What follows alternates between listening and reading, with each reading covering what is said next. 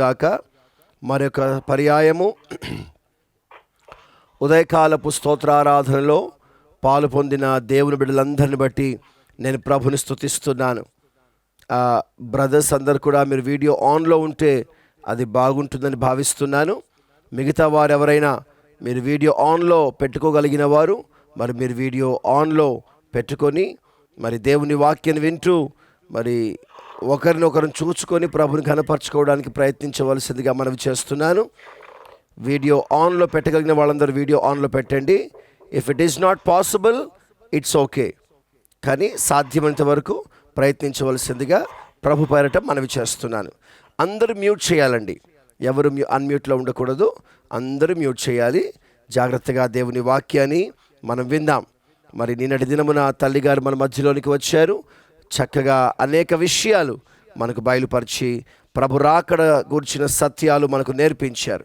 ఇందుని బట్టి దేవునికి మహిమ కలుగునుగాక. తిరిగి మన సబ్జెక్టులోకి మనం వెళ్దాం.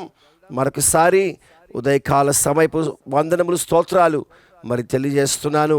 ప్రభు మిమ్మును మీ కుటుంబాలను ఆశీర్వదించి బలపరిచి దీవెనకరంగా ప్రభు మార్చునుగాక. Praise the Lord. ప్రియులారా, 13 తీర్పుల విషయమై మనం ధ్యానం చేసి ఉన్నాం. We have already meditated 13 judgments. ఈ రోజున 14వ తీర్పులోనికి మనం వెళ్ళబోతున్నాం. There are yet more situations that we have to learn about the 13th judgment. But however, I would think that the things which we have learned till date are more than enough for us to understand the 13th judgment coming upon the Jews who are left behind. విడబడినటువంటి యూదుల విషయమై మనము నేర్చుకోవలసినటువంటి సందర్భాలు విషయాలు ఇంకా చాలా ఉన్నను. వారి మీదకి తీర్పు రావడానికి కలిగినటువంటి కారణములను మనము ఇప్పటి వరకు నేర్చుకున్నవి మనకు సరిపోతాయి. మన జీవితానికి సరిచేసుకోవడానికి అవి అవి అవి అవి సరిపోతాయని భావిస్తూ నేను ముందుకు వెళ్ళడానికి ఇష్టపడుతున్నాను. కనుక 14వ తీర్పును మనం ధ్యానము చేద్దాం. We will now start meditating about the 14th judgment. 14వ జడ్జిమెంట్, ఈ 14వ తీర్పు. ఈ 14వ తీర్పు ఆత్మీయ బబులోను మీదకి దిగి రాబోతున్న తీర్పు. The 14th judgment is upon spiritual Babylon. ఈ స్పిరిచువల్ బాబిలోన్ అంటే విడవబడిన సంఘము అని కూడా మనము చెప్పవచ్చు. విడవబడిన వారి మీదికి రాబోచున్నటువంటి తీర్పుగా మనము దేవుని వాక్యము ద్వారా గ్రహించి అర్థము చేసుకోవలసిన వారమై ఉన్నామని ప్రభు పేరట మనవి చేస్తున్నాను. దేవుని పరిశుద్ధ నామమునకు మహిమ కలుగునుగాక. ఆత్మీయ బబులోన్ మీదికి దిగి రాబోచున్నటువంటి తీర్పు, judgment upon spiritual Babylon. When we read the book of Jeremiah chapter 50 and 51, ఇర్మియా పుస్తకం 50వ అధ్యాయం 51వ అధ్యాయం, ఈ 2 అధ్యాయములలో మనము చూచినట్లయితే ఆత్మీయ బబులోను మీదకి దిగి రాబోతున్నటువంటి ఆ తీర్పు విషయమై ఈ 2 అధ్యాయములలో చాలా విస్తృతంగా రాయబడి ఉన్నట్లుగా మనము చూడగలం. ఈ 2 అధ్యాయములలో ఆత్మీయ బబులోను మీదకి దిగి రాబోచినటువంటి అనేక విషయాలను అక్కడ రాయబడి ఉన్నట్లుగా మనం చూస్తున్నాం. ఒక వాక్య భాగాన్ని మనం చదువుకొని మనం ముందుకు వెళ్దాం. ఇర్మియా పుస్తకం 51వ అధ్యాయం 64వ వచనాన్ని చదువుగా విందాం. Jeremiah chapter 51 verse 64.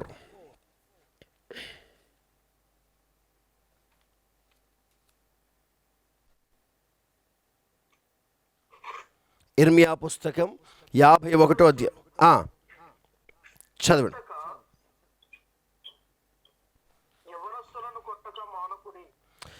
ఇర్మియా పుస్తకం 51వ అధ్యాయం 64వ వచనం 64.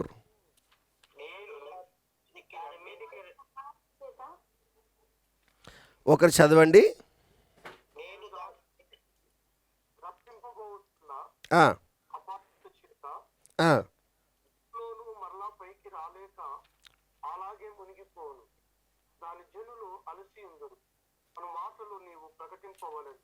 చూసారా ప్రేమిందని బిడ్డారా, యెహోవా ఇలాగు సెలవిచ్చుచున్నాడు, ఇదిగో నేను బబులోను మీదికి దానిని కాపురము చేయు నాకు విరోధముగా లేచిన వారి మీదికి ప్రచండమైన వాయువును రప్పించెదను.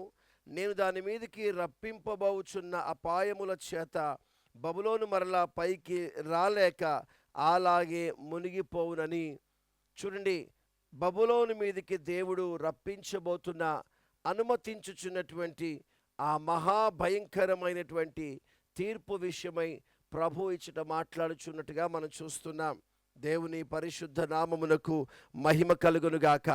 క్రీస్తు ఈ యొక్క పెళ్లి కుమార్తెగా తన్ను తాను సిద్ధపరచుకొని కోరుచున్న క్రొత్త నిబంధన సంఘమునకు శ్రమల కాలములో ఆత్మీయ బబులోను మీదికి విధింపబడు తీర్పును గూర్చి వివరముగా అధ్యయనము చేయుట అనవసరముగా తోచవచ్చును. అయినప్పటికీ బాగా వినండి, ప్రవచనముగా చెప్పబడిన వాక్కులను మన సొంత ఆత్మీయ జీవితములో వర్తింపచేసుకొని దాని వాక్యపు వెలుగులో మనం ఏ విధముగా నిలిచి ఉండాలో, దేవుని వాక్యములో నుండి ఎలాగ నడుచుకోవాలో మనం పరీక్షించుకొని తగిన జాగ్రత్తలు తీసుకోవలసినటువంటి అవసరం ఉన్నట్టుగా, అది మన ఆత్మీయ జీవితానికి క్షేమాభివృద్ధి కలగచేయుచున్నట్లుగా మనము జాగ్రత్తగా గ్రహించాలని ప్రభు పేరట మనవి చేస్తున్నాను. ఒక్క మాటలో చెప్పాలంటే, ప్రభు రాకడ సంభవించి మనమంతా రహస్య రాకడలో ఎత్తబడిన తర్వాత శ్రమల కాలము గూర్చి అయినను, శ్రమల కాలంలో సంభవించబో పరిస్థితుల గురించి అయినను, మరి ఆ మొదటి 3.5 సంవత్సరంలో ఏమి జరగబోతుంది, ఆ రెండవ 3.5 సంవత్సరంలో ఏమి జరగబోతుంది, విడవడినటువంటి సంఘానికి ఏమి జరగబోతుంది, యూదుల మీదికి ఏమి జరగబోతుంది, ఆత్మీయ బబులోను మీదికి ఏమి జరగబోతుంది, ఈ విషయాలన్నీ మనము నేర్చుకోవలసిన, తెలుసుకోవలసిన అవసరం లేదు. ఎందుకంటే మనం ఈ సిద్ధపడి పరిశుద్ధపరచబడి రహస్య రాకడలో మహిమలో కొనిపోబడతాము కనుక ఆ తర్వాత ఏమి జరగనై ఉన్నాయో మనకు వాటితో సంబంధం లేదు కనుక వాటి విషయమై తెలుసుకోవలసిన పని లేదు.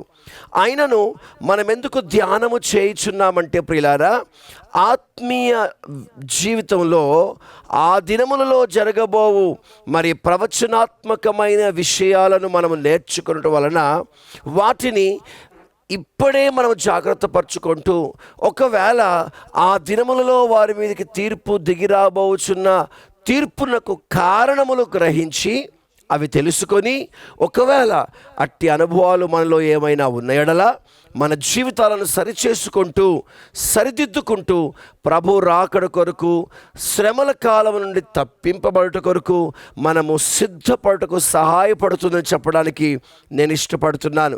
దేవుని పరిశుద్ధ నామమునకు మహిమ కలుగునుగాక. ఆ శ్రమల కాలములో విడవడిన లోకం మీదకి దిగి రాబోతున్న తీర్పు, శ్రమల కాలంలోనే లోకం మీదకి దిగి రాబోతున్న తీర్పు విషయమై ధ్యానం చేశాం. అదే శ్రమల కాలంలో యూదుల మీదకి దిగి రాబోతున్న తీర్పు విషయమై ధ్యానం చేశాం. అదే శ్రమల కాలంలో బబులోను మీదకి దిగి రాబోతున్న, ఆత్మీయ బబులోను మీదకి దిగి రాబోతున్న తీర్పు విషయమే కూడా మనం ధ్యానం చేస్తున్నాం. ఇక్కడ మనం గ్రహించవలసిన విషయం చూడండి, మరి ఆ శ్రమల కాలంలో మరి దేవుని యొక్క తీర్పు కోపము 3 రెట్లుగా అధికమగుచున్నదిగా మనం గ్రహించాలి. దేవునికి మహిమ కలుగునుగాక. బాగా వినండి, అదే శ్రమల కాలములో లోకం మీదకి దిగి రాబోతున్న తీర్పు, అదే శ్రమల కాలములో యూదుల మీదకి దిగి రాబోతున్న తీర్పు, అదే శ్రమల కాలములో బబులోను, ఆత్మీయ బబులోను మీదకి దిగి రాబోతున్న తీర్పు. ఇలాగున 3 విధములైన తీర్పులు, 3 విధములైన గుంపుల మీదికి అదే శ్రమల కాలమున దిగిరాబోతుంది కనుక ఆ శ్రమల కాలము ఎంత భయంకరంగా ఉండునో, ఆ శ్రమల కాలపు పరిస్థితులు ఎంత తీవ్రంగా ఉండునో ఈరోజు మనము గ్రహించి అర్థము చేసుకోవాలని ప్రభు పేరట నేను మీ జ్ఞాపకం చేస్తున్నాను. దేవుని పరిశుద్ధ నామమునకు మహిమ కలుగునుగాక. ప్రేమను దేవులారా, ఆ దినములలో అపవాది యొక్క ఉగ్రత కూడా కృమ్మరించబడుతుంది, గొర్రె పిల్ల అయిన యేసు ప్రభు యొక్క ఉగ్రత కూడా కృమ్మరించబడుతుంది. ఆ కాలములో 2 వైపుల నుంచి ఉగ్రత భూమి మీదకి దిగిరాగా 3 విధములైన తీర్పులు భూమి మీదకి జరగబోచుండగా ఆ శ్రమల కాలములో మహాభయంకరమైనవిగా ఉండునని, ఎవడైతే మరి తనను తాను సరిచేసుకొనకుండా రహస్య రాకడలో ఎత్తబడకుండా సంఘమును ప్రభు కొనిపోవుటకై దిగివచ్చు వేళ లేదా ప్రత్యక్షమగు వేళ ఎత్తబడకుండా విడవబడతాడో, ఇరువైపుల నుండి వస్తున్న ఉగ్రత, 3 విధములైన తీర్పులు, భూమి మీదకి రాబోతున్న మహాభయంకరమైన ప్రళయం, ఎవడునూ సహింపజాలని తట్టుకోలేని ఆ భయంకరమైన పరిస్థితులను ఎదుర్కొనక తప్పదు అని ఈ మాటల ద్వారా మనం హెచ్చరింపబడుతున్నాం. ప్రియమైన దేవుని బిడ్డలారా, ఇక్కడ మీకు మరొక విషయాన్ని కూడా తెలియపరచాలని ఆశపడుతున్నాను. అదేమిటంటే, మనం ఆరాధిస్తున్న దేవుడు దీర్ఘశాంతము కలిగిన వాడు. వింటున్నారా? బహుకాలము వరకు ఆయన సహించి ఓర్చుకొని ఆయన కనికర సంపన్నుడుగా, కృపామయుడుగా, దయాళుడుగా దేవుని కనికరం బొత్తిగా నిరాకరింపబడినప్పుడు, విన్నారా? దేవుని కనికరమును బొత్తిగా నిరాకరింపబడినప్పుడు, దేవుని కనికరము కొరకు నిలిచి ఉండే నిరీక్షణ లేక, అవకాశము బొత్తిగా లేనప్పుడు, ఒక వ్యక్తిలో కానీ కొందరి వ్యక్తులలో కానీ దేవుని క్షమాపణ క్రియారూపకము దాల్చే అవకాశము లేనప్పుడు, మారు మనసు పొందుటకై ఇవ్వబడినటువంటి సమయములను బొత్తిగా నిరాకరించినప్పుడు, దేవుని ఆలోచన పాదముల క్రింద త్రొక్కివేయబడినప్పుడు, ఆయన కనికరము కొరకై ఉన్న అవకాశములు పూర్తిగా వ్యయమైపోయినప్పుడే దేవుడు తీర్పును అనుమతిస్తాడు. ఈ ఒక్క మాట మీరు గుర్తుపెట్టుకోవాలని ప్రభు పేరిట మనవి చేస్తున్నాను. వెంటనే ఆయన తీర్పును అనుమతించాడు. ఏదో కొంతకాలం ఓపిక బట్టి ఆయన తీర్పును అనుమతించాడు. ఆయన తీర్పును ఎప్పుడు అనుమతిస్తాడో తెలుసా? when will our Lord allows judgment in the life of people or a person? Only when there is no opportunity for them to repent, when they have utilized every opportunities to accept Jesus Christ as their personal savior. ఇంక అవకాశమే లేనప్పుడు, కనికరం చూపే పరిస్థితి లేనప్పుడు, క్షమాపణ రూపము దాల్చినప్పుడు, విన్నారా? కనికరము కొరకు నిరీక్షణ కలిగి ఉండే సమయమే, అవకాశమే లేనప్పుడు, ఇక ఏది కూడా అవకాశము లేనప్పుడు, సమయము లేనప్పుడు, పరిస్థితులు సమ్మతించినప్పుడు, అన్నీ మితిమోరిపోయినప్పుడే దేవుడు తీర్పును అనుమతిస్తాడు. అంతవరకు ఆయన దయగలిగిన దేవునిగా, కరుణా సంపన్నునిగా, వాత్సల్యము కలిగిన దేవునిగా, ఆయన ఎదురు చూచే దేవునిగా, కనిపెట్టుకొని ఉన్నటువంటి దేవునిగా మనము చూస్తున్నాం. దేవుని పరిశుద్ధ నామమునకు మహిమ కలుగునుగాక. కనుక ప్రేమించిన బిడ్డలారా, ఆత్మీయ బబులోను మీదకి రప్పించబో తీర్పు ఏదో ఒక పాపము చేసి ఉన్నారని కాదు, ఏదో ఒక తప్పిదము చేసి ఉన్నారని కాదు, ఏదో ఒక పొరపాటు చేసి ఉన్నారని కాదు. వారి మీదకి పంపింపబో తీర్పునకు కలిగిన కొన్ని కారణములను మనం దేవుని వాక్యములో నుంచి మనము తెలుసుకుందాం. హవెవర్, అయినను అది మనకు సంబంధం లేదు. శ్రమల కాలములో సంభవించనై ఉన్న విడవబడిన వారి మీదకి రాబోతున్న తీర్పు కనుక, మనం ఆ సమయాన్ని చూడము కనుక, ఆ కాలముతో మనకు సంబంధం లేదు కనుక, మనం నేర్చుకోవలసిన అవసరము లేకపోయినను, ఆ రోజున సంభవించబోయే అనుభవాలను ఈ రోజున ఒకవేళ మన జీవితాల్లో, మన హృదయాల్లో ఉన్నాయేమోనని ఒకసారి వాక్యము ద్వారా మనం పరీక్షించుకొనచ్చు, మరి మన జీవితాలను సరిచేసుకోవడానికి ప్రయాసపడవలసిందిగా ప్రభు పేరట మనవి చేస్తున్నాను. దేవుని పరిశుద్ధ నామమునకు మహిమ కలుగునుగాక. ఈ చదవబడినటువంటి లేఖన భాగంలో ఇర్మియా పుస్తకం 51వ అధ్యాయం 64వ వచనములో ప్రభు చెప్పినటువంటి మాట ఏమిటంటే, బబులోను మీదకి భయంకరమైన వాయువు ఒకటి రప్పించబోతున్నాడు. దానిని అపాయముల చేత మరలా పైకి రాలేనంతగా, అది అలాగే మునిగిపోనంతగా దేవుడు భయంకరమైన పరిస్థితులను రప్పించబోతున్నాడని దేవుని వాక్యము ద్వారా హెచ్చరింపబడుతున్నాము. గనుక బబులోను అనుభవాలు ఒకవేళ మనలో ఉన్న ఎడల, బబులోను పరిస్థితులు ఒకవేళ మనలో ఉన్న ఎడల, if we have any kind of experiences of Babylon in our life, బబులోను సంబంధిత అనుభవాలు, బబులోను సంబంధిత పరిస్థితులు ఒకవేళ మన జీవితంలో ఉన్న యెడల, దేవుని వాక్యము ద్వారా ఈరోజు మనం హెచ్చరింపబడుతున్న మాట ఏమిటంటే తీర్పు తప్పదు. అయితే తీర్పు బబులోను మీదికి రావడానికి కలిగిన కారణం, ఆత్మీయ బబులోను మీదికి ఆ తీర్పును దేవుడు రప్పింప చేయుటకు కలిగిన కారణములను మనము దేవుని వాక్యములో చూద్దాం. చూడండి, ప్రకటన పుస్తకం 17వ అధ్యాయములో సూచింపబడుచున్నది. ఏమని రాయబడిందంటే ఆమె మహావేశ్య. In the book of Revelations chapter 17, the word of God clearly explains about the Babylon, which says that she is a great prostitute. మహావేశ్య అనియు, ఆమె వేశ్యలకు తల్లి అనియు ప్రకటన గ్రంథం 17వ అధ్యాయంలో మనం చూస్తున్నాం. వేశ్య అంటే వ్యభిచారం. బాగా వినండి.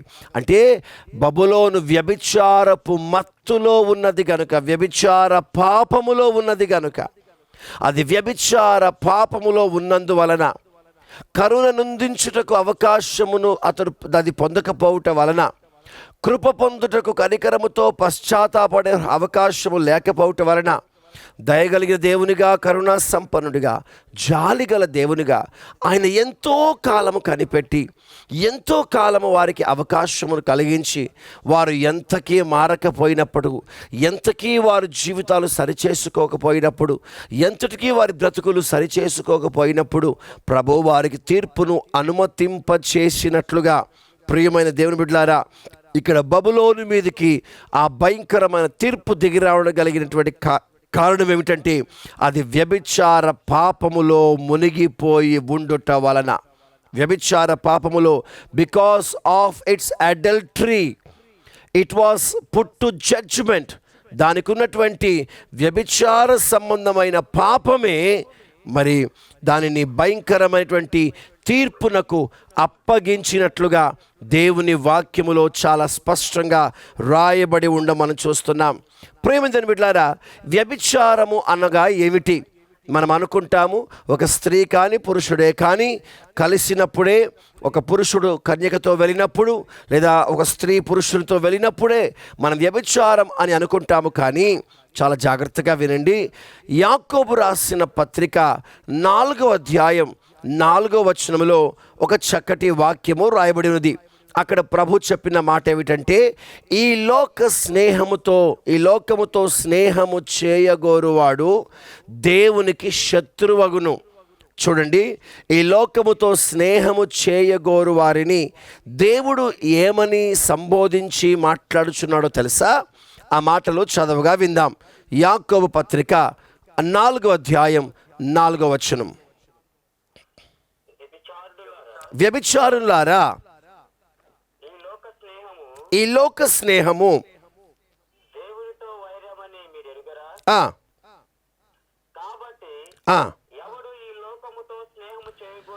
ఎవడు ఈ లోకముతో స్నేహము చేయగోరునో వాడు దేవునికి శత్రువగును. చూసారా ప్రియులారా, ఈ లోకముతో స్నేహము చేయువాడిని వ్యభిచారి అని సంబోధించి ప్రభు మాట్లాడుచున్నాడు. వింటున్నారా? ఈ లోకముతో స్నేహము చేయగోరువాడిని, ఈ లోక సంబంధమైన స్నేహితులను కలిగి ఉండువాడిని, లోక సంబంధమైన స్నేహాల మధ్య బ్రతికి జీవించువాడిని దేవుడు వ్యభిచారి అని సంబోధించి ప్రభు మాట్లాడుచు ఉన్నట్టుగా మనము చాలా జాగ్రత్తగా గ్రహించి గమనించవలసిన వారమై ఉన్నాం. దేవుని పరిశుద్ధ నామమునకు మహిమ కలుగునుగాక. ప్రియమైనటువంటి దేవుని బిడ్డలారా, కనుక ఎవడు ఈ లోకముతో స్నేహము చేయగోరునో, ఎవడు ఈ లోక సంబంధమైన స్నేహితులను కలిగి ఉంటాడో, లోక సంబంధమైన స్నేహాల మధ్య ఎవడు నలిగి ఇమిడి ఉంటాడో అతడు దేవునికి శత్రువు అగుతాడు. కనుక ప్రియమైన దేవుని బిడ్డలారా, మనం ఈ లోకములో దేవునితో స్నేహము చేస్తూ, దేవుని బిడ్డలతో స్నేహం చేస్తూ, మరి దైవజనులతో సహవాసం కలిగి ఉండాలి. కానీ మనము లోక సంబంధమైనటువంటి స్నేహితులతో మనము కలిసి ఉండరాదని దేవుని వాక్యము ద్వారా మనము హెచ్చరింపబడుతున్నాం. దేవుని పరిశుద్ధ నామమునకు మహిమ కలుగునుగాక. ప్రియమైన బిడ్డలారా, యెహెజ్కేలు పుస్తకములో రాయబడిన ఒక మంచి మాటను మీకు జ్ఞాపకం చేస్తాను. ద బుక్ ఆఫ్ ఎజెకియల్, యెహెజ్కేలు పుస్తకము 6వ అధ్యాయం 9వ వచనం. Chapter 6 verse 9. ఎజెకియల్ పుస్తకం 6వ అధ్యాయం 9వ వాక్యం.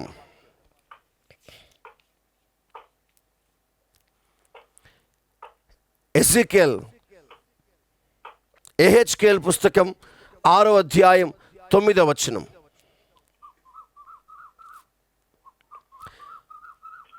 దయచేసి ఎవరైనా త్వరగా సహాయం చేయాలి. నన్ను విసర్జించిన వారు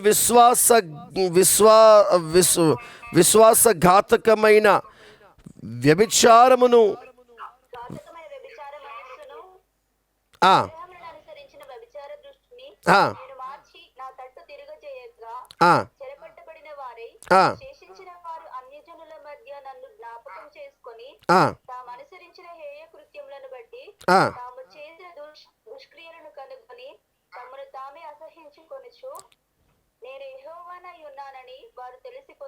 చూడండి ప్రియులారా, ఇక్కడ ఎంత చక్కగా ప్రభు రాస్తున్నాడో. చాలమా ప్రైజ్ లో వ్యభిచారమును సూచించుచున్నది. నన్ను విసర్జించిన వారి విశ్వాసఘాతకమైన వ్యభిచార మనస్సును, విగ్రహములను అనుసరించిన వ్యభిచార దృష్టిని నేను మార్చి అని యెహోవా సెలవిచ్చుచున్నాడు. మనం వ్యభిచారులము కాకపోవచ్చును,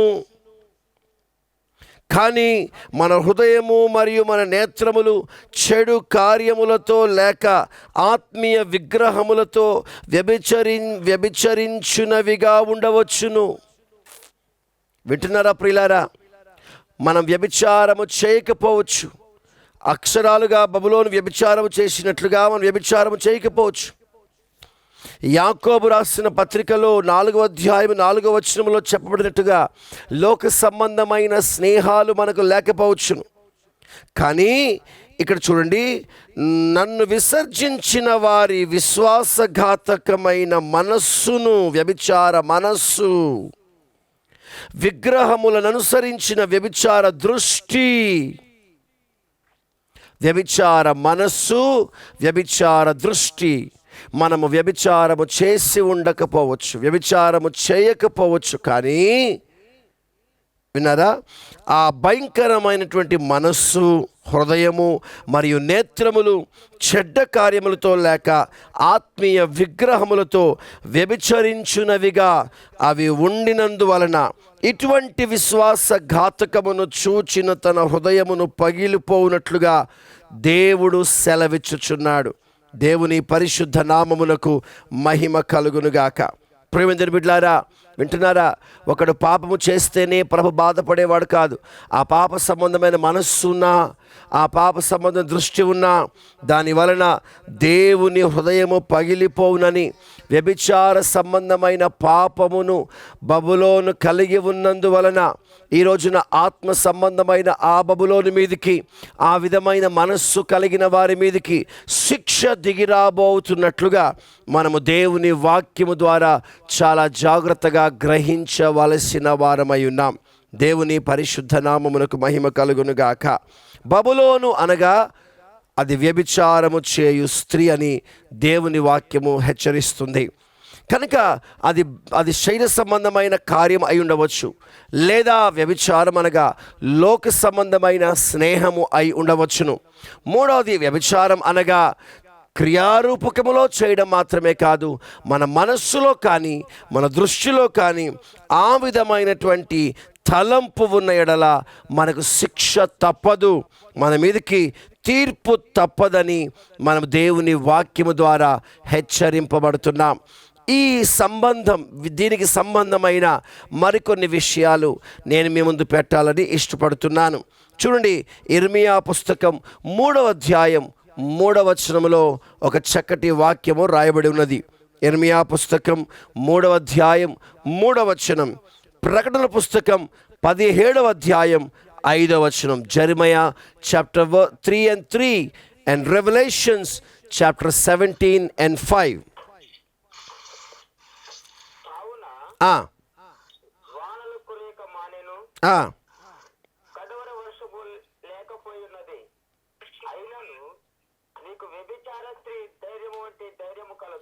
వ్యభిచార స్త్రీ ధైర్యము వంటి ధైర్యము కలదు. చాలండి. ప్రకటన 17వ అధ్యాయం 5వ వచనం. ప్రకటన పుస్తకం 17వ అధ్యాయం 5వ వచనం. దాని నొసట దాని పేరు ఇలాగు వ్రాయబడి ఉండెను, మర్మము వేశ్యలకును భూమిలోని హేయమైన వాటికిని తల్లి అయిన మహాబబులోను. చాలు.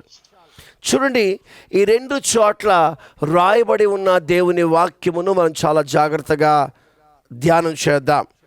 చూడండి, ఇర్మియా పుస్తకం 3వ అధ్యాయం 3వ వచనంలో ఏమని రాయబడి ఉందంటే, వ్యభిచార స్త్రీ ధైర్యము వంటి ధైర్యము.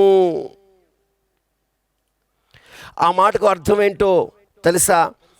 మరికొన్ని భాషలలో ఏమని రాయబడి ఉందంటే, వ్యభిచారిణి యొక్క నొసట. ఇతర భాషలలో రాయబడినటువంటి మాట వ్యభిచారిణి యొక్క నొసట, వ్యభిచారము చేయు ఆ బబులోని యొక్క నొసట అని అర్థం.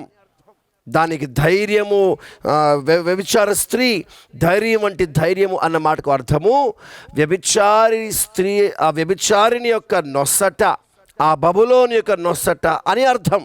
ఆ బబులోను అను మహావేశ్య యొక్క నొసట రాయబడి ఉన్నట్లుగా, ఏదో రాయబడి ఉన్నట్లుగా, దానికి ధైర్యం ఉన్నదని రాయబడి ఉన్నట్లుగా చూస్తున్నాం. అదే మాట ప్రకటన పుస్తకం 17వ అధ్యాయం 5వ వచనంలోనికి వస్తే, మరి దాని నొసట ఏమని రాయబడి ఉన్నదంట? మర్మము వేశ్యలకును భూమిలోని హేయమైన వాటికి తల్లి అయిన మహాబబులోను. విన్నారా?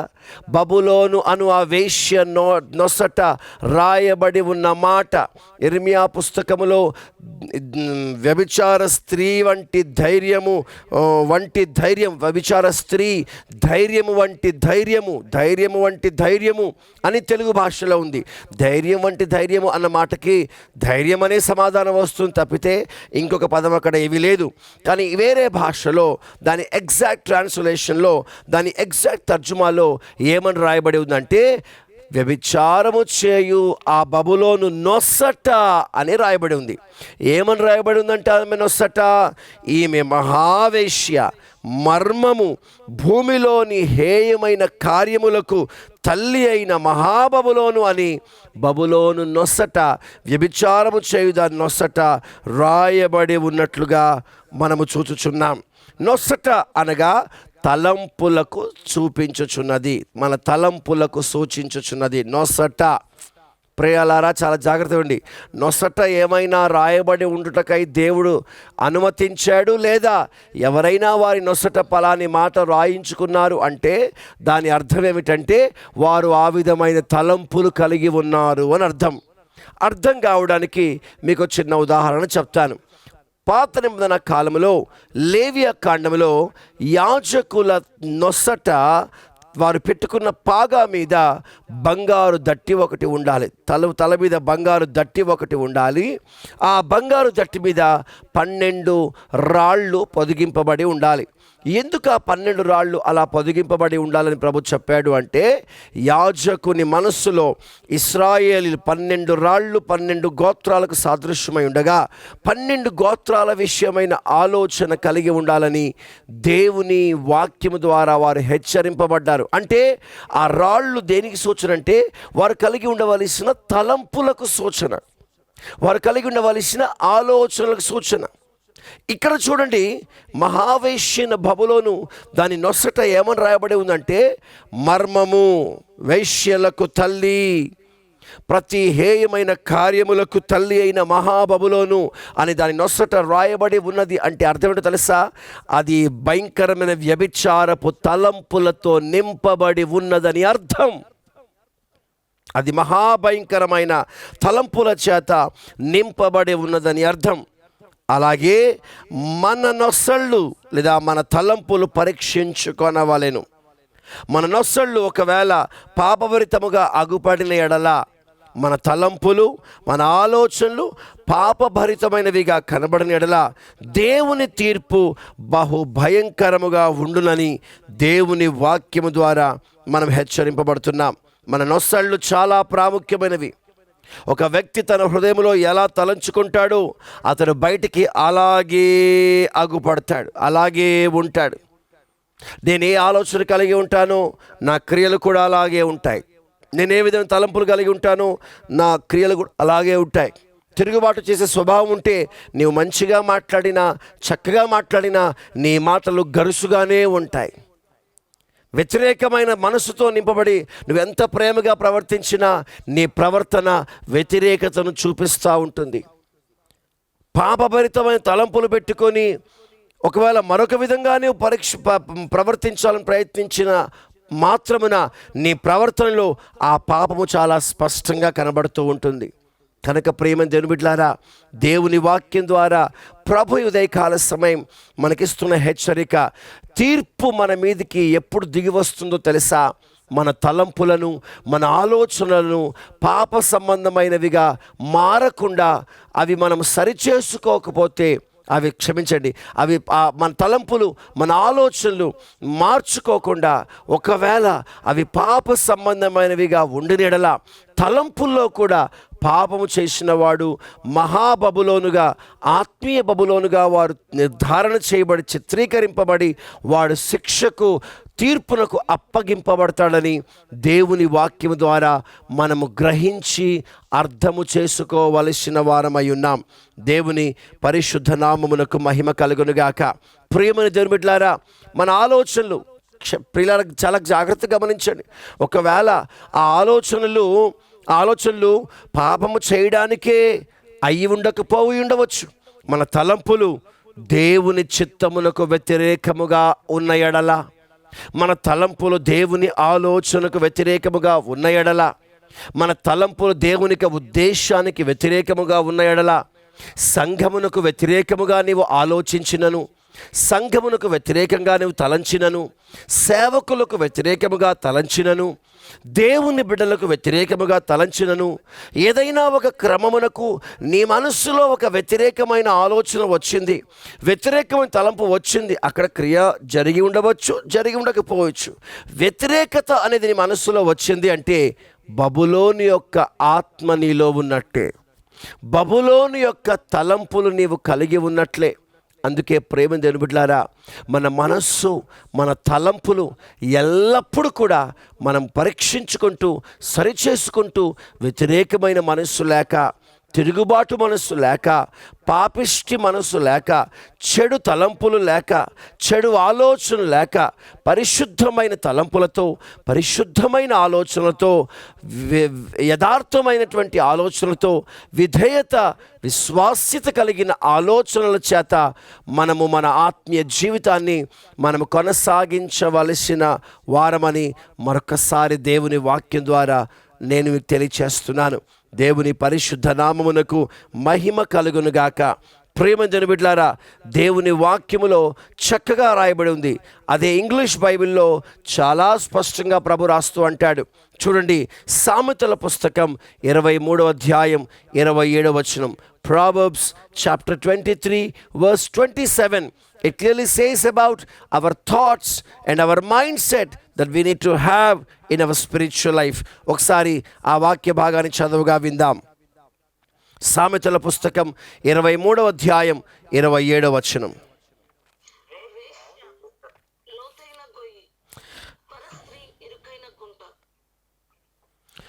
మరొకసారి చదవండి.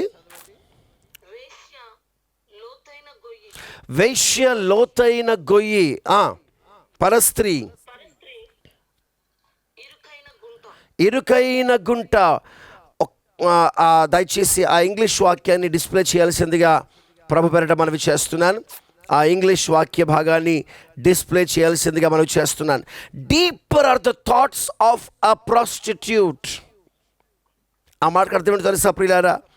ఒక వ్యక్తి తన హృదయములో ఎంత లోతుగా ఆలోచిస్తూ ఉంటాడో, ఎంత లోతుగా అతడు తలంచుతూ ఉంటాడో, ఈ మాటల ద్వారా మరి దేవుని మాటలు మనకు తెలియపరచబడుతున్నట్టుగా మనం చూడాలి. For a whore is a deep ditch, అది లోతైన గొయ్యి, అంటే ఆలోచనల గొయ్యి.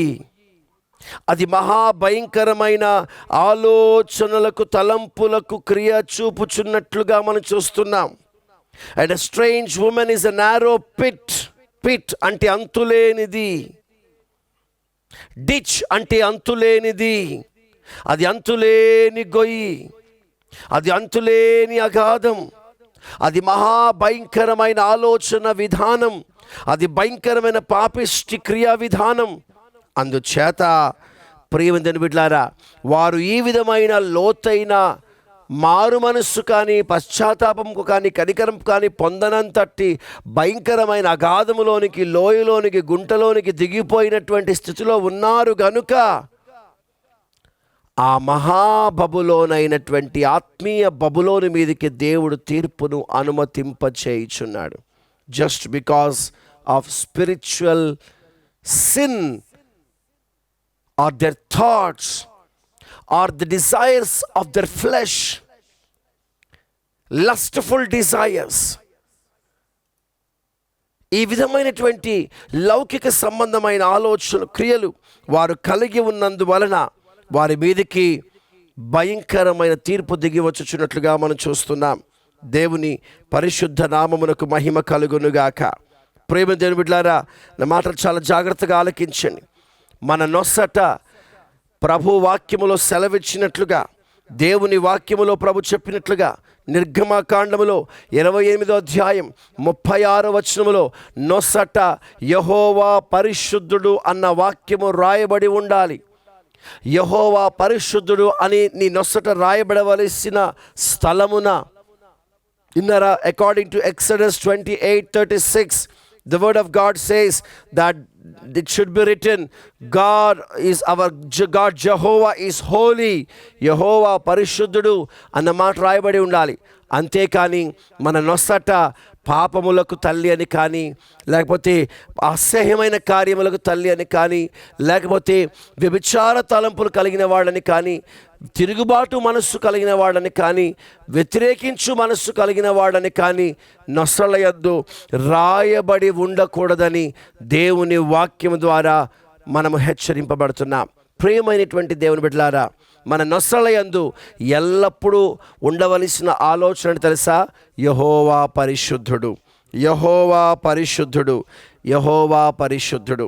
ఇకపోతే మత్తయి సువార్త 7వ అధ్యాయం 21వ వచనములో, gospel according to Matthew chapter 7 verse 21లో రాయబడినటువంటి మాట ఏమిటంటే, ప్రియమైనటువంటి దేవుని బిడ్డలారా చాలా జాగ్రత్తగా గమనించండి.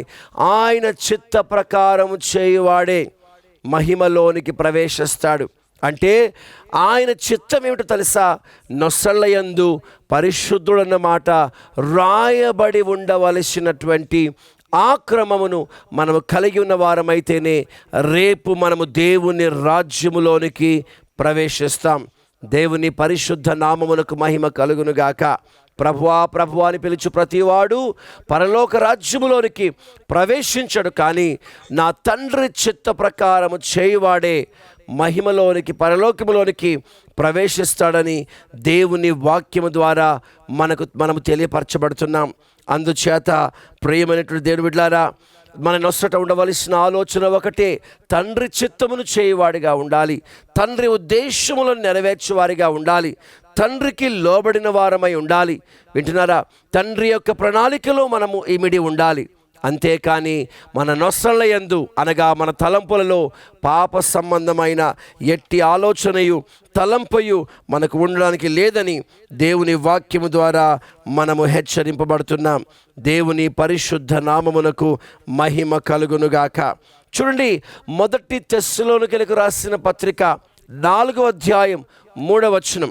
1 తెస్సలోనికలకు రాసిన పత్రిక 4వ అధ్యాయం 3వ వచనములో తండ్రి చిత్తము ఏమై ఉన్నదో ఒకసారి మనం చూద్దాం. మొదటి తెస్సలోనికలకు రాసిన పత్రిక, 1 Thessalonians chapter 4 verse 3. Let us see what exactly God's plan in our life. మీరు పరిశుద్ధులగుటయే ఆ, అనగా ఆ, మీరు జాగ్రత్తమునకు దూరముగా ఉండుటయే ఆ. దేవుని చిత్తము. మనము పరిశుద్ధులమై ఉండుటయే దేవుని చిత్తం. నిర్గమకాండములో నొసట యెహోవా పరిశుద్ధుడు అన్న పేరు ఉండాలి.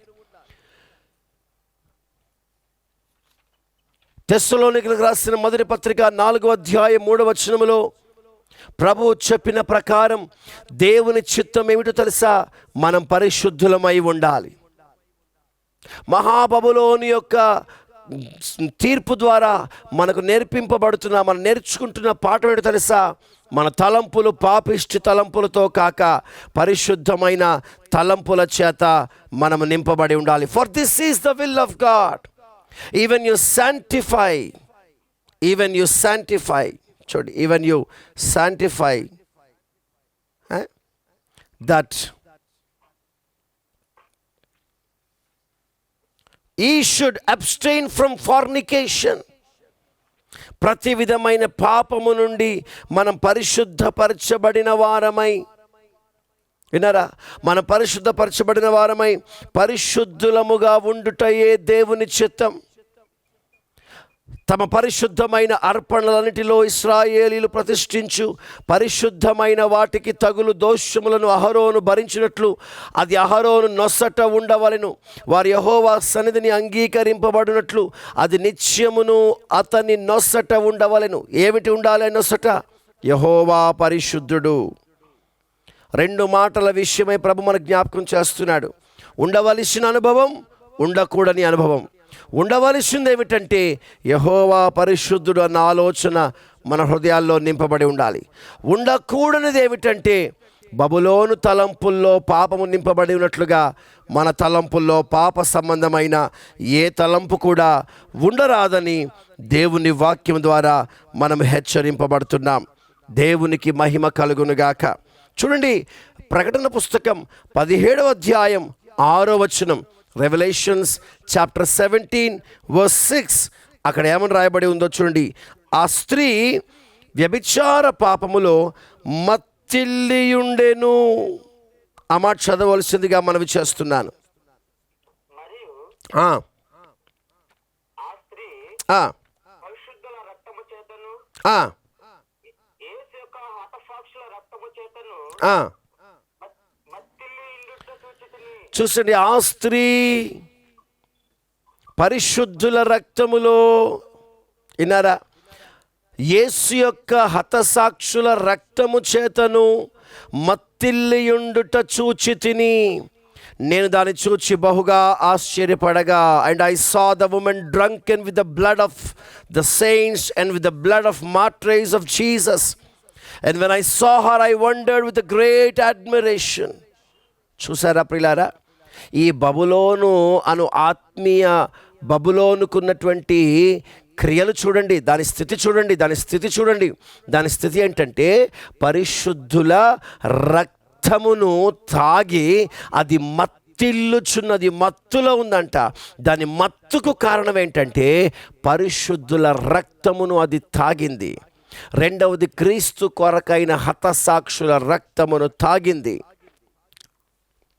అమ్మో, బబులోను పాపం మనలో ఉంటుందేమో, జాగ్రత్తగా చూసుకోండి. నేను చెప్పినట్లుగా మనలో ఆ పాపిష్టి తలంపులు, ఆలోచనలు ఉంటాయేమో, క్రియలు ఉంటాయేమో. మనకెందుకు ఉంటాయి అనుకోవచ్చు. ఒకవేళ వ్యభిచార సంబంధమైన ఆ పాపిష్టి తలంపులు నీకు ఉండకపోవచ్చు. వినండి చాలా జాగ్రత్తగా. ఒకవేళ పాపము చేయు క్రియలు, ఆలోచనలు నీకు ఉండకపోయి ఉండొచ్చు. కానీ బాగా వినండి, ఆ ఆత్మీయ బబులోను ఎందుకు తీర్పుకు అప్పగింపబడ్డదంటే పరిశుద్ధుల రక్తమును అది తాగింది గనుక. పరిశుద్ధుల రక్తమును తాగింది కనుక. ప్రియమైనటువంటి దేవుని బిడ్డలారా, నా మాటలు చాలా జాగ్రత్తగా ఆలకించాలని ప్రభు పేరట మనవి చేస్తున్నాను. అదేమిటో తెలుసా? పరిశుద్ధుల రక్తమును తాగుట అంటే, రక్తము అనగా ప్రాణం, రక్తము అనగా ప్రాణం. సేవకుల ప్రాణమును ఆయాసపరిచి ఇబ్బంది పెట్టువాడు వాళ్ళ రక్త రక్తమును తాగుచున్న వాడితో సమానం. బబులోను వంటి వాడే. సేవకులను దుఃఖ పెట్టొద్దు, సేవకులను ఆయాసపరచొద్దు, సేవకులను బాధ పెట్టొద్దు. విన్నారా? చాలా జాగ్రత్తగా ఉండండి.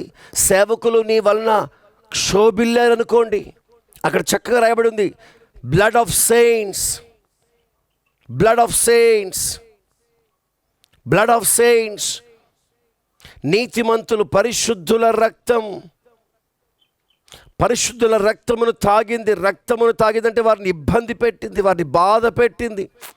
కనుక బబులోను యొక్క రెండవ మనసు ఏంటో తెలుసా? సేవకులను ఇబ్బంది పెట్టు మనస్సు కలిగిన వాడు, సేవకులను బాధ పెట్టు మనస్సు కలిగిన వారు, సేవకులను కష్టపెట్టు మనస్సు కలిగిన వాడు బబులోను యొక్క తలంపులు కలిగిన వాడే. చాలామంది అనుకుంటారు, మొన్న ఆ మధ్య 2-3 మాట్లాడుకుంటుంటే నేను విన్నాను, మొన్న పలాని సేవకుడిని నేను నంబర్ మీద తీసిన, పలాని సేవకుడిని అక్కడే నిలబెట్టేసా, నేను మాట్లాడుతుంటే మాట్లాడలేకపోయాడు. దేవుని బిడ్డ, నీకు నోరుందని సేవకులతో వాదిస్తున్నావేమో, నీకు జ్ఞానం ఉన్నదని సేవకులను తక్కువ చూపు చూస్తున్నావేమో, ఒకవేళ సేవకులను ఇబ్బంది పెడుతూ బాధ పెడుతున్నావేమో.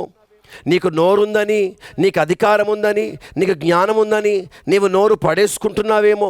నీ మాటల ద్వారా సేవకుల ప్రాణములకు ఆయాసం కలుగుతుందేమో, నీ మాటల ద్వారా సేవకులకు ఇబ్బంది కలుగుతుందేమో, నీ మాటల ద్వారా వారి ప్రాణములు క్షోభిల్లుతున్నాయేమో. రక్తం అంటే ప్రాణం, ప్రాణము క్షోభిల్లిందంటే నీకు బబులోను ఆత్మ ఉన్నట్టే.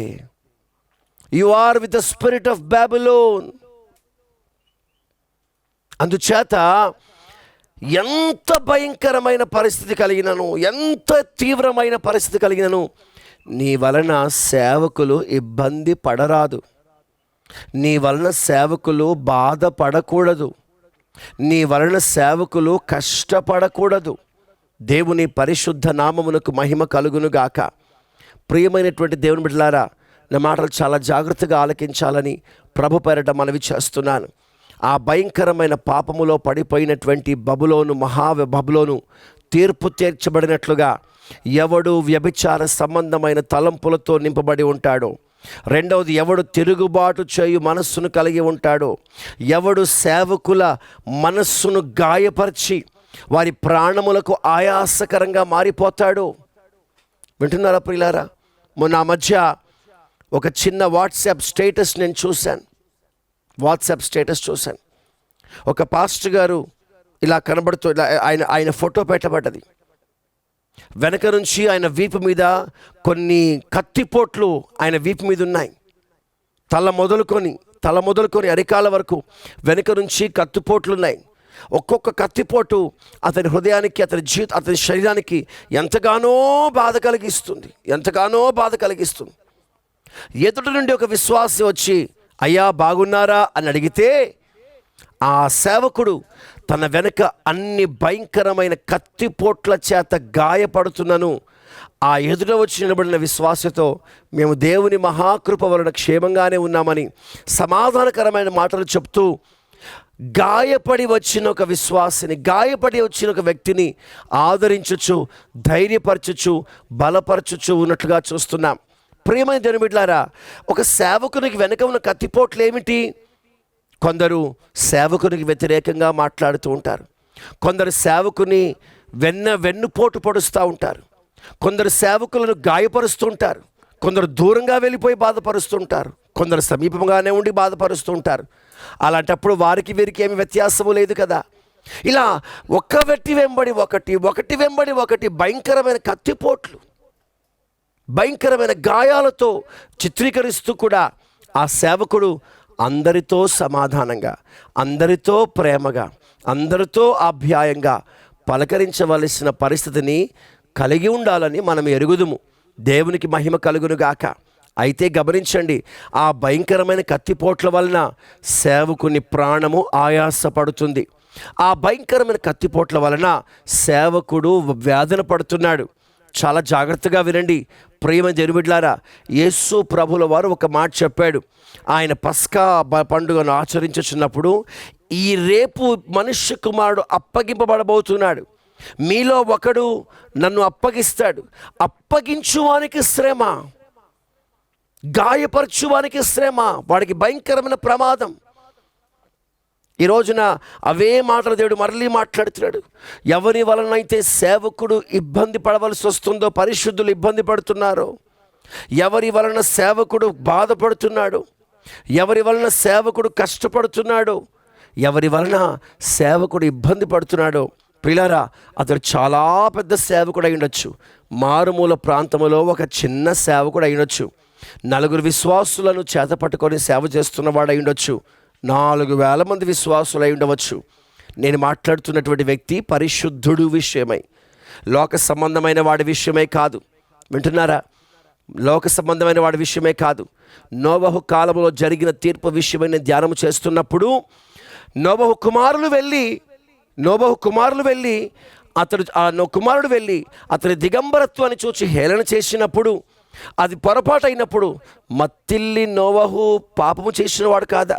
అక్షరాలుగా పాపం చేసిన వాడే కనుక వాని క్రియల చొప్పున శిక్ష విధింపబడుతుందని దేవుని వాక్యాలు చెప్పబడుతుంది. కాబట్టి మళ్ళీ వచ్చి సేవకుడు పాపము చేస్తే అని తెంగర ప్రశ్న వేయవలసిన పని లేదు. ఒకవేళ అలా చేయువాడైతే ప్రభువానికి న్యాయ సంబంధమైన తీర్పును కార్యాన్ని దేవుడు జరిగిస్తాడు. ఆ విషయమై నీవు నేను పట్టించుకొని చింతించి వేలెత్తి చూపించవలసిన పని లేదు. శిక్ష తప్పదు, న్యాయ తీర్పు జరగక తప్పదు. అయితే వాడు పొరపాటు చేస్తున్నాడు, వాడు తీర్పుకు అప్పగించబడతాడు. వాని పొరపాటును నీవేలెత్తి చూపించి ఆ శిక్షలో నీవు నేను కూడా భాగస్థులము కాకున్నట్లు ఆ నేరం మనము చేయరాదని బబులోను మీదికి దిగి వస్తున్న తీర్పు ద్వారా మనము హెచ్చరింపబడుతున్నాం. దేవుని పరిశుద్ధ నామమునకు మహిమ కలుగునుగాక. ప్రియమైన దేవుని బిడ్డలారా, మళ్ళీ చెప్తున్నాను, పరిశుద్ధుల రక్తమును చిందించిన వాడే, పరిశుద్ధుల రక్తమును తాగిన వాడే.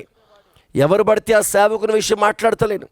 మరి పలాని సేవకుడు తప్పు చేశాడు కాబట్టి వాడి మీద తిరగబడ్డారు, వాడు తప్పు చేశాడు కాబట్టి తిరగబడ్డాడు. తప్పు చేసిన వాడి విషయం నేను మాట్లాడతలేను బిడ్డ. నేను పాపము చేసి బబులోనుగా చిత్రీకరింపబడి బబులోనుగా వివరింపబడుతున్న వాని విషయమై సంబోధించి నేను చెప్తున్న మాటలు అవి. విన్నారా? అంతేకాని పరిశుద్ధుని విషయం కాదు. ఇక్కడ రాయబడినటువంటి మాటలు అర్థమేంటి తెలుసా? బబులోను ఎవరో తెలుసా?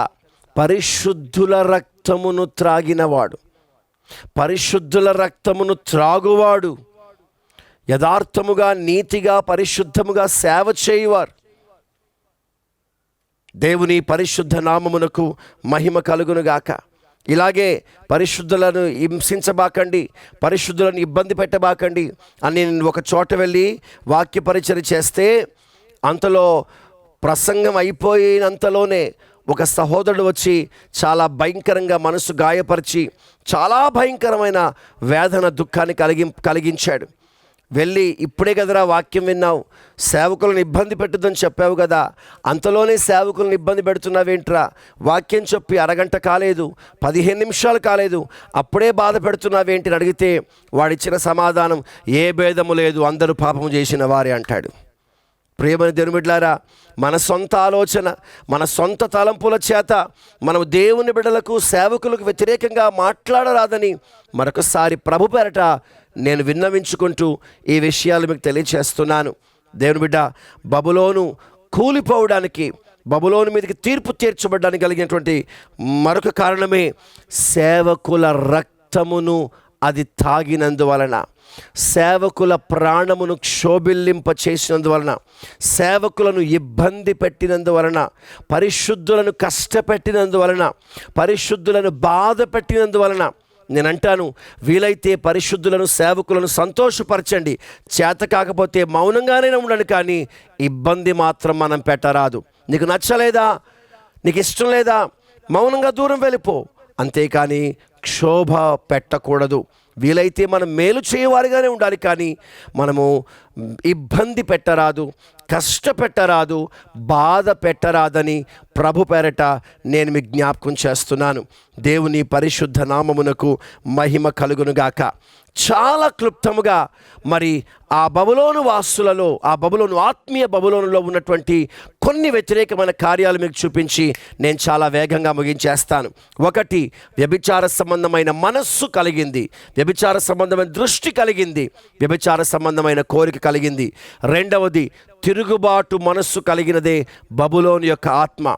మూడవది, నీతిమంతులైన సేవకుల రక్తమును, పరిశుద్ధుల రక్తమును త్రాగిందే బబులోను, అనగా సేవకులను ఇబ్బంది పెట్టిందే బబులోను.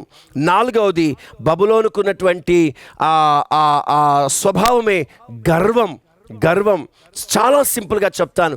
దానియేలు పుస్తకములో రాజు అయినటువంటి నెబుకద్నెజర్ ఒక కలను చూచాడు. ఆ కలలో ఒక బ్రహ్మాండమైన విగ్రహం. ఆ విగ్రహం 5 లోహాలతో చేయబడ్డది. బంగారం, వెండి, ఇత్తడి, ఇనుము, మట్టి. బంగారము, వెండి, ఇత్తడి, ఇనుము, మట్టి. బంగారముతో, మంచి విలువైన లోహముతో ఆరంభమైన విగ్రహం మట్టితో ముగించబడ్డది. ఆ పైనుండి క్రమముగా దిగి వస్తున్నటువంటి లోహముల విలువ తగ్గిపోతున్న రాజ్యములకు సూచనగా ఉందని దానియేలు పుస్తకంలో మనం నేర్చుకున్నాం. ఆ బబులోను తలకు సాదృశ్యం, బంగారానికి సాదృశ్యం. ఆ బబులోను సామ్రాజ్యం పతనమైపోయిన తర్వాత ఇంకొక రాజ్యము ఆవిర్భవించింది. అదే మాదియా పారసీకుల రాజ్యం. ఆ తర్వాత వచ్చింది గ్రీకు రాజ్యం. ఆ తర్వాత వచ్చింది రోమా ప్రభుత్వం. ఆ తర్వాత వచ్చింది ఐక్య రాజ్య సమితి, ప్రస్తుతం ఉన్నటువంటి democratic nations of the world. కనుక ప్రియమైనటువంటి దేవుని బిడ్డలారా, క్రమక్రమముగా విగ్రహములో లోహాలు విలువ తగ్గిపోయినట్లుగా రాజ్య పరిపాలన కూడా వాటి విలువ క్రమక్రమముగా తగ్గిపోయినట్టుగా చూస్తున్నాం. మొదటి రాజ్యం బబులోను, అది ఎందుకు పడిపోయింది? నెబుకద్నెజర్ మొదలుకొని బెల్షాజరు వరకు గర్వముగా వారు ప్రవర్తించిన కారణముగా బబులోను రాజ్యము పతనమైపోయింది. బబులోను పతనమైపోవడానికి కలిగిన మరొక కారణం గర్వం. గర్వం, గర్వం. గుర్తుపెట్టుకోండి, ద 4th రీజన్ గర్వం. కనుక గర్వము కలిగిన వాడు ఏదో ఒక రోజు పతనమైపోక తప్పదని దేవుని వాక్యం ద్వారా మనం హెచ్చరింపబడుతున్నాం. చాలా వేగంగా చదవాలి. సామెతల పుస్తకం 16వ అధ్యాయం 18వ వాక్యం. సామెతల పుస్తకం 16వ అధ్యాయం 18వ వాక్యం.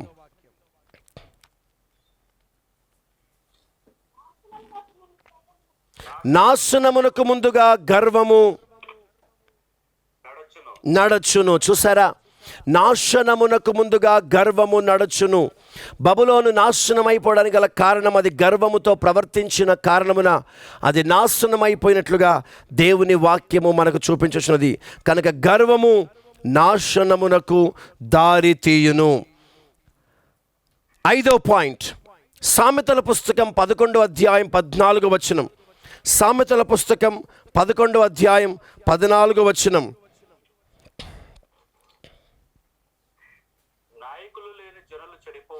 నాయకులు లేని జనములు చెడిపోవుదురు. చూసారా, నాయకులు కలిగిన వాడు కాపాడబడతాడు. నాయకులు లేనివాడు అతడు నశించిపోతాడు, అతడు నాశనం అయిపోతాడు, అతడు చెడిపోతాడు, అతడు పాడైపోతాడు. కనుక నాయకులు అంటే నడిపింపులో నిలిచిన వారమై ఉండాలి. బబులోనుకు నడిపింపు లేదు, స్వేచ్ఛా జీవితం, ఇష్టానుసారంగా ప్రవర్తించడం, ఇష్టానుసారంగా పోవడం. విన్నారా? ఏది పడితే అది చేయడం, ఎలా పడితే అలా చేయడం. ఇలాంటి స్వభావాలు కలిగిన వాడు మరి బబులోను నాశనమైపోయినట్లుగా నాశనము చేయబడతాడని దేవుని వాక్యము ద్వారా మనం హెచ్చరింపబడుతున్నాం. మూడవ చూద్దాం. అదే 11వ అధ్యాయం 28వ వచనం. సామెతల పుస్తకం 11వ అధ్యాయం 28వ వచనం. ధనమును నమ్ముకొను వాడు పాడైపోవును.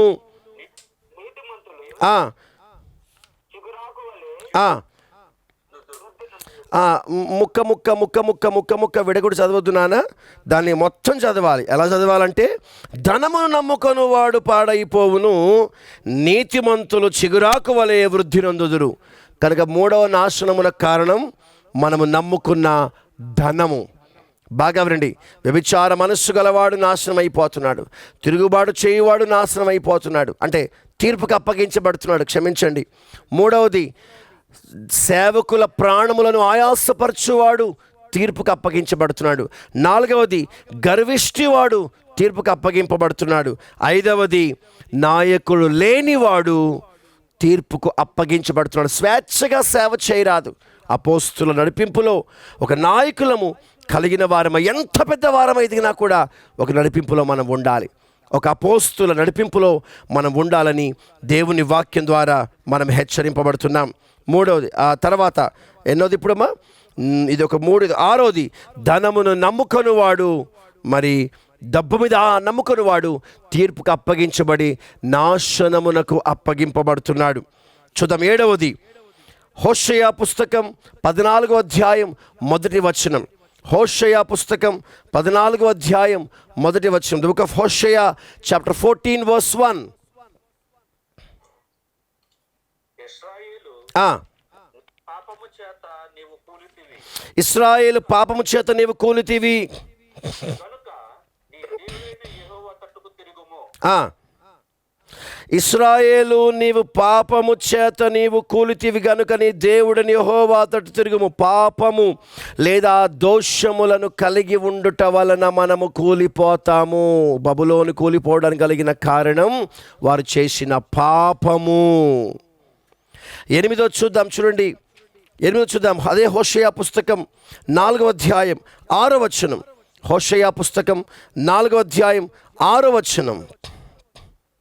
నా జనులు జ్ఞానము లేని వారై నశించుచున్నారు. జ్ఞానము లేని వారై నశించుచున్నారు. విన్నారా? నశించిపోవడానికి కలిగిన కారణం జ్ఞానము లేకపోవుట వలన. 9వది చూడండి. 9వ చూడండి. మత్తయి సువార్త 7వ అధ్యాయం 27వ వచనం.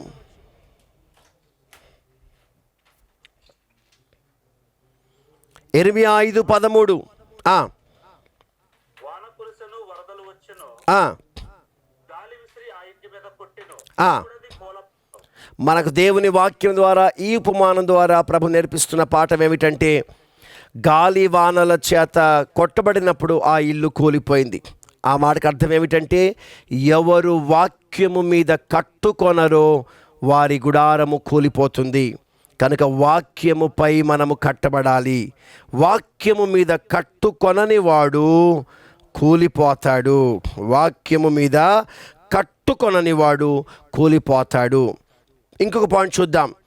ప్రకటన పుస్తకం 2వ అధ్యాయం 4-5 వచనాలు. 10వ పాయింట్, ప్రకటన పుస్తకం 2వ అధ్యాయం 4-5 వచనాలు. అయినను ఆ, మొదట నీకుండవలసిన ప్రేమను నీ వదిలితివని నీ మీద తప్పు ఒకటి మోపుచున్నాను.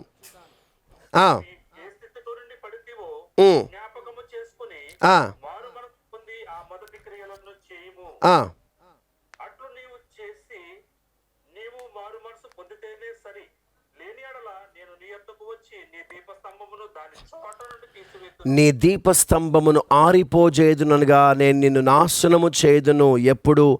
మొదటి ప్రేమను మనం వదిలిపెట్టినప్పుడు. When we leave the first love, మొదటి ప్రేమ విడిచిపెట్టినప్పుడు మనకు శిక్ష, తీర్పు తప్పదు. 11వ పాయింట్ చూద్దాం. 11వ పాయింట్ చూద్దాం. మనకిచ్చినటువంటి పిలుపును, మన ఏర్పాటును నిర్లక్ష్యము చేసినప్పుడు శిక్ష తప్పదు. 2వ పేతురు పత్రిక 1వ అధ్యాయము 10-11 వచనాలు. 1 పేతురు పత్రిక 1వ అధ్యాయం, 1 Peter 1st chapter verse 10 and 11. అందువలన సహోదరులారా, మీ పిలుపును ఏర్పాటును నిశ్చయము చేసుకొనుటకు మరి జాగ్రత్త పడుడి. మేలిటి క్రియలు చేయువారైతే ఎప్పుడును తొట్టిల్లరు. పిలుపును ప్రభువైన యేసుక్రీస్తు యొక్క నిత్య రాజ్యములో ప్రవేశం సమృద్ధిగా అనుగ్రహింపబడును. దేవునికి మహిమ కలుగునుగాక. పిలుపును ఏర్పాటును నిశ్చయము చేసుకొనిన వాడు తప్పింపబడతాడు, చేసుకోలేని వాడు శిక్షింపబడతాడు. 12వ point, 12th point, last point. మనం ఏది బోధించుదుమో, ఏది మనము హెచ్చరించుదుమో, వాక్యానికి అనుకూలముగా వాక్యానుసారమైన జీవితాన్ని మనము చేయువారమై ఉండాలి. అంటే కేవలం చెప్పువారమే కాదు, మనము చేయువారమై ఉండాలని ప్రభు పేరట నేను మీకు జ్ఞాపకం చేస్తున్నాను. ప్రేమ జనుబిడ్లారా, 12 అంశాలు దేవుడు మనకి ఈరోజు నేర్పించాడు. 12 పాయింట్స్. ఈ 12 విషయాలలో బబులోను కూలిపోయినందువలన ఈరోజు మనము కూడా ఈ 12 లోపములలో ఏ లోపం మనకు కనబడినా, ఆత్మీయ బబులోనులు మీదికి తీర్పు దిగి వచ్చినప్పుడు మనము కూడా ఆ తీర్పులో పాలిభాగస్థులం అవుతామని చెప్పడానికి నేను భయపడుచున్నాను. అందుచేత ప్రేమించని బిడ్డారా, ఆ మహా ఆత్మీయ బబులోను మీదకి దిగి రాబోతున్నటువంటి తీర్పు విషయమైన మరి సందర్భాలు దేవుడు మనకు జ్ఞాపకం చేసినప్పుడు, ఇట్టి వాటి విషయమై మనం జాగ్రత్త పడుతూ మన జీవితాన్ని సరిచేసుకుంటూ ఆ భయంకరమైన తీర్పు నుంచి తప్పించబడుటకు మనం ప్రయాసపడదాము. దేవుడు ఆ కృప మనందరికీ అనుగ్రహించునుగాక. మరొకసారి మీకు జ్ఞాపకం చేస్తున్నాను, let us escape from the judgment which will come upon spiritual Babylon. అలా జరగాలి అంటే let us also be careful about these 12 points. If you are in these 12 points, if any one of these situation is in your life, you will be subjected to punishment and judgment. So let us repent and make ourselves perfect to stand before the Lord, correct ourselves to receive the grace and the blessings of our Lord. May the word of God be a blessed in our life. దేవుడి మాటలను మన వెనికిడిలో దీవించునుగాక. తలలు వంచండి, ప్రార్థన చేసుకుందాం. అందరూ తలలు వంచండి, ప్రార్థన చేసుకుందాం.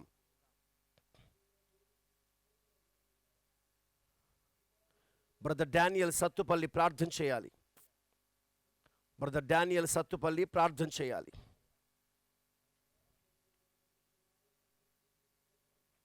డానియల్ సత్తుపల్లి అందుబాటులో ఉన్నారా?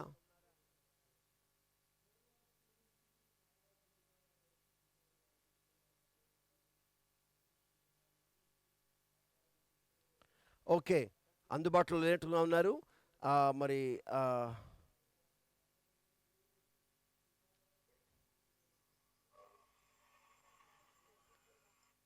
మన సూరారం పాస్టర్ తిమోతి గారు మిస్సెస్ గారు ప్రార్థన చేయాలి. పాస్టర్ తిమోతి గారి మిస్సెస్ పాస్టర్ గారు ప్రార్థన చేయాలి. అందుబాటులో ఉన్నారా? ప్రార్థన చేయండి పాస్టర్ గారు. ప్రార్థన ఆశీర్వాదం రెండు ఇవ్వండి మీరే.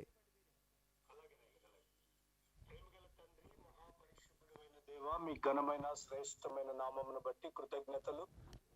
ఉదయకాలం మీ అపారమైన ప్రేమను బట్టి, ఆశ్చర్యకరమైన కృపను బట్టి మమ్మల్ని అందరినీ సజీవులుగా నిలిపి మీ మాటలు వినేందుకు మీరు చూపిన మహా గొప్ప ధన్యతను బట్టి స్తోత్రాలు. ఎంతైనా నమ్మదగిన దేవుడు, మీ మాట మాకు జీవమని, మీ మాట నాయన మాకెంతో ఘనము ఆశీర్వాదమని మీ లేఖనము ద్వారా మేము ప్రతిదినము నేర్చుకుంటూ వస్తున్నాం. ఈ దినం నాయన మీ దాసులను మీరు మరుగు చేసి మీరు మాట్లాడిన ఉన్నతమైన మాటలను బట్టి స్తోత్రాలు. బబులోను ఎలాంటి ఆత్మ ఏ విధమైన అనుభవాలలో నడిపించబడిందో, అలాగనే నాయన దానియేలు గ్రంథంలో లిఖించబడిన రాజులు ఎలా కరివిచ్చి పతనానికి నాందిగా వారు నాయన ఉన్నారో మీరు తెలియచేసిన ప్రతి మాటను బట్టి మీకు స్తోత్రాలు.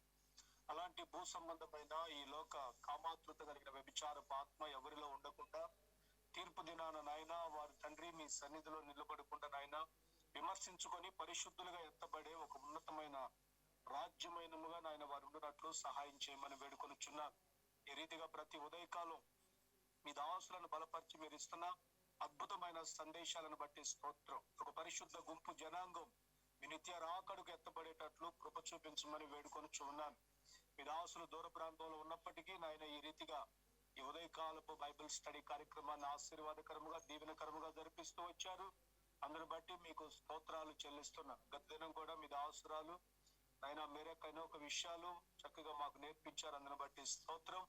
ఈ పరిచయం ఇంకా విరామం లేకుండా విరివిగా కొనసాగించబడాలని వేడుకొనొచ్చు. ఇంకా ఉన్నతమైన లోతైన సత్యాన్ని మేము తెలుసుకొని నిత్య రాజ్యానికి రాకడుకు మేము సిద్ధపడే ధన్యత మాకు దయచేసి మహిమ పొందమని, పరిశుద్ధుల గుంపుగా మహిమ కలిగిన పెండ్లి కుమార్తెగా నాయన మచ్చ మడత డాగు లేని సంఘముగా మేము మేఘవాహనుడు మీరు వచ్చినప్పుడు మీతో కూడా మిమ్మల్ని ఎదుర్కొనే భాగ్యం మాకు దయచేసి మహిమ పొందమని, మీ దాసులు ఇంకను ఆరోగ్యముతోను అభిషేకంతోను నాయన ఉన్నతమైన కృపతోను నింపి వాడుకున్నామని ప్రార్థిస్తూ సమస్త ఘనత మహిమ ప్రభావాలు మీకు ఆరోపిస్తున్నాం.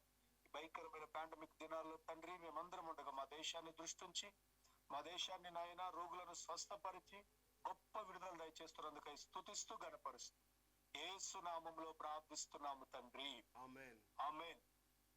మన పరమ తండ్రి అయిన దేవదేవుని యొక్క శాశ్వతమైన ప్రేమయు మన ప్రభువును ప్రియరక్షకుడైన యేసుక్రీస్తు వారి ఎడబాయిని కృపయు నిత్యాదరణకర్తైన పరిశుద్ధాత్మ దేవుని ఆదరణ ఇప్పుడు ఎల్లప్పుడు మనకును సకల పరిశుద్ధులకు ఈ దిన వాక్య సందేశాన్ని ఇచ్చి ఆత్మీయ ఆహారంతో మనందరినీ బలపరిచిన తన దాసులకు కుటుంబానికి వారి పరిచర్య ఇప్పుడు ఎల్లప్పుడు సదాకాలం తన కృప తోడయుండి నడిపించును గాక. ఆమేన్.